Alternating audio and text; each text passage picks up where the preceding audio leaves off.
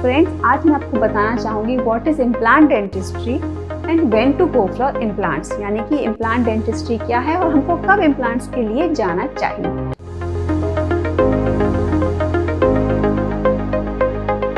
My name is doctor पूजा और आज हम बात करते हैं बिल्कुल नए टॉपिक के बारे में। फ्रेंड्स, आज मैं आपको बताना चाहूँगी what is implant dentistry and when to go for implants, यानी कि इम्प्लांट डेंटिस्ट्री क्या है और हमको कब इम्प्लांट्स के लिए जाना चाहिए। तो फ्रेंड्स, मॉडर्न जो डेंटिस्ट्री है हमारी, यानी कि जो मॉडर्न डेंटल ट्रीटमेंट्स हैं, उनके कुछ गोल्स हैं। टू प्रोवाइड नॉर्मल एस्थेटिक्स, यानी कि सबसे इम्पॉर्टेंट है हमारे लुक्स। तो जो एस्थेटिक्स हैं, जो लुक्स हैं, जो ब्यूटिफिकेशन है हमारे फेस का, ओरोफेशियल स्ट्रक्चर्स का दांतों के साथ, उसको प्रोवाइड करना। एक नॉर्मल फंक्शन प्रोवाइड करना जो है बाइटिंग एंड मैस्टिकेशन। इसके साथ साथ एक नॉर्मल स्पीच, यानी हमारी बोलना, जो हम दांतों से और हमारे ओरोफेशियल स्ट्रक्चर्स से जो हमारी स्पीच बनती है, वो ऑब्वियसली नॉर्मल हेल्थ। तो ये कुछ गोल्स हैं मॉडर्न डेंटिस्ट्री के जो हम अपने पेशेंट्स को प्रोवाइड करना चाहते हैं at the optimum level. Friends, पर इसको प्रोवाइड करने में हमारे पास बहुत सारे चैलेंजेस भी आते हैं। चाहे एक छोटे से दांत की कैविटी को रिस्टोर करना हो, जिसमें हमें केरीज को निकालना है और आपको एक दांत को रेस्टोर करना है, वो भी इसी का एक पार्ट है। और चाहे अगर आपके एक भी दांत नहीं है तो आपके मुंह में हमको इम्प्लांट की सहायता से आपको एक फुल डेंटिशन देना हो। तो फ्रेंड्स, जब आपके मुंह में एक भी दांत नहीं होता, बहुत बार ऐसे केसेस होते हैं जो पूरी तरह इडेंचुलस होते हैं, तो हमारा टास्क और भी चैलेंजिंग हो जाता है।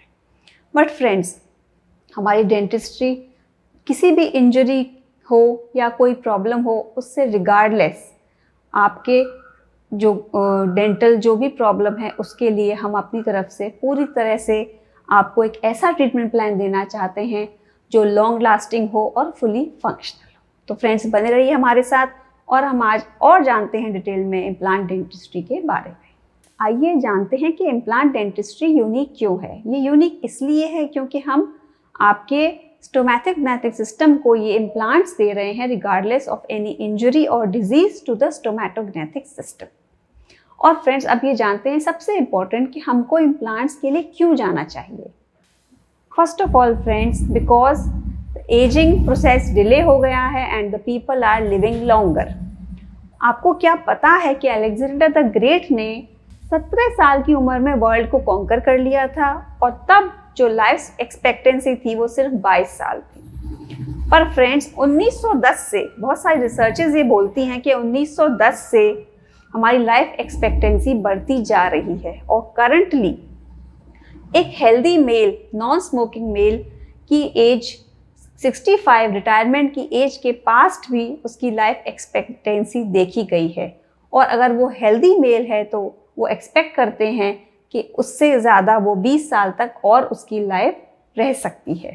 सिमिलरली, अगर एक हेल्दी फीमेल है जो 65 ईयर्स तक जिसकी लाइफ एक्सपेक्टेंसी है, पर वो अगर वो हेल्दी है और उसको कोई भी मेडिकल इश्यूज़ नहीं है, तो उसकी उम्र 20 ईयर्स और ज़्यादा बढ़ सकती है, जिसके 50% चांस हैं और 15% चांस हैं कि वो 90 प्लस की एज को भी क्रॉस कर जाए। तो फ्रेंड्स, जैसे जैसे हमारी एजिंग बढ़ रही है, वैसे वैसे हमको रिक्वायरमेंट है कि हमारे पास एक फुल सेट ऑफ डेंटिशन हो, जिससे हम प्रॉपरली अपने सारे जो भी मैस्टिकेशन है, जो हमारी हेल्थ है, जो हमारी ओरल हेल्थ है, ये सारी एक्टिविटीज़ को नॉर्मली कैरी आउट कर सकें।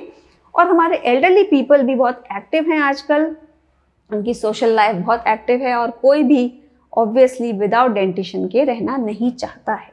तो फ्रेंड्स, इसलिए अगर कोई पेशेंट मुझसे पूछता है तो क्या मैं 70 साल की एज में इम्प्लांट के लिए जाऊं, तो मेरा आंसर रहेगा डेफिनेटली, व्हाई नॉट। आपको 70 साल की उम्र में भी इम्प्लांट्स के लिए डेफिनेटली सोचना चाहिए और इम्प्लांट्स का ट्रीटमेंट लेना चाहिए। तो friends, when patient come to us with edentulous, यानी कि दांत मिसिंग दांत के लिए या इडेंचुलस स्पेसेस के लिए जब भी हमारे पास पेशेंट आते हैं तो हम उनको सारे ट्रीटमेंट ऑप्शंस बताते हैं, जिसमें से इम्प्लांट डेंटिस्ट्री के बारे में भी हम उनको बताते हैं। तो फ्रेंड्स, इम्प्लांट डेंटिस्ट्री के बारे में, उनके इम्प्लांट डेंटिस्ट्री के बेनिफिट्स के बारे में पेशेंट को बताया जाता है। जब ऑप्शन आता है एक मिसिंग दांत को रिप्लेस करने का, जो एक सिंगल मिसिंग टूथ है, वो दांत बहुत बार हमारी जो पहली जो दाढ़ होती है मुंह में आने वाली, पहली पक्की दाढ़ होती है जो पहले इरप्ट होती है और सबसे पहले उसी दाढ़ को ख़राब होने के चांसेस होते हैं। ऐसा क्यों होता है? क्योंकि वो दाढ़ बहुत बार जो है कैविटी की चपेट में आ जाती है, उसमें कैविटीज़ बन जाती हैं। उसके बाद उसमें रेस्टोरेशन होता है, अगर वो सक्सेसफुल नहीं हुआ तो फिर उसमें RCT होता है। और RCT के बाद भी बहुत बार RCT में कोई प्रॉब्लम आ जाने पर उस दांत में री इन्फेक्शन के चांसेस होते हैं। उसमें RCT के बाद इवन फ्रैक्चर्स के भी चांसेस देखे गए हैं। तो बहुत बार ये रूट कैनाल ट्रीटमेंट फेल हो जाता है और हमारी जो पहली पक्की दाढ़ है मुंह की वो निकालनी पड़ जाती है, जिससे हमें मिलता है एक सिंगल एडेंचुलर स्पेस, यानी कि एक सिंगल दांत जो कि मिसिंग है।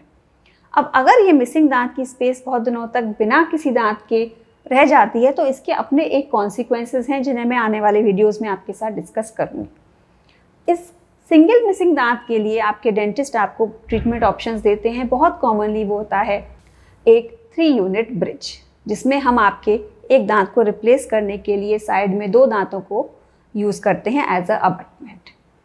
तो फ्रेंड्स, होता क्या है, ग्रेजुअली जब आप एक दांत को लगाने के लिए 2 हेल्दी दांतों को यूज़ करते हो तो आप उनको कहीं ना कहीं किसी न किसी स्टेज पे कॉम्प्रोमाइज़ करते हो उनकी डेंटल हेल्थ को।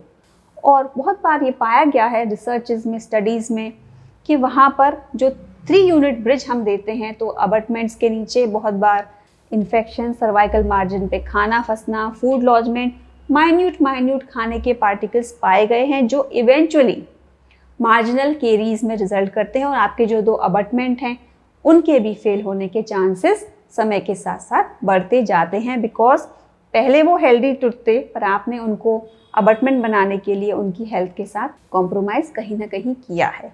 ग्रेजुअली वो भी लूज़ हो सकते हैं और हम उनको अबटमेंट्स को अगर लॉस हो जाता है तो हमको पॉन्टिक्स यानी कि एक्स्ट्रा दांत बढ़ाने पड़ सकते हैं और अबटमेंट्स भी और हमको माउथ में यूज़ करने पड़ सकते हैं। तो फ्रेंड्स, इससे क्या होता है, ग्रेजुअली आपका जो डेंटिशन है वो कॉम्प्रोमाइज़ होता रहता है gradually. But friends, in implants we are only replacing the single missing tooth. जो आपका सिंगल मिसिंग दांत है उसको हम रिप्लेस करते हैं और उससे एसोसिएटेड हेल्दी टीथ को हम बिल्कुल भी किसी प्रकार से उसमें एंगेज नहीं करते हैं। तो ये बेनिफिट है आपके सिंगल टूथ एडेंचुलर स्पेस में इम्प्लांट डेंटिस्ट्री का यूज़ करने का। इसके बाद फ्रेंड्स, इसी तरह से अगर आपके मुंह में कोई भी सिंगल टूथ स्पेस है तो उसके लिए आप इम्प्लांट डेंटिस्ट्री का बेनिफिट उठा सकते हैं। तो फ्रेंड्स, ये आज मैंने आपको बताया है implant dentistry for single tooth space, और आने वाले वीडियोज़ में हम डिस्कस करेंगे implant dentistry for multiple missing teeth and implant dentistry for completely edentulous arches, यानी कि जिनके मुंह में बिल्कुल भी दांत नहीं है उनमें इम्प्लांट डेंटिस्ट्री को हम कैसे यूटिलाइज कर सकते हैं। Thanks for watching the video.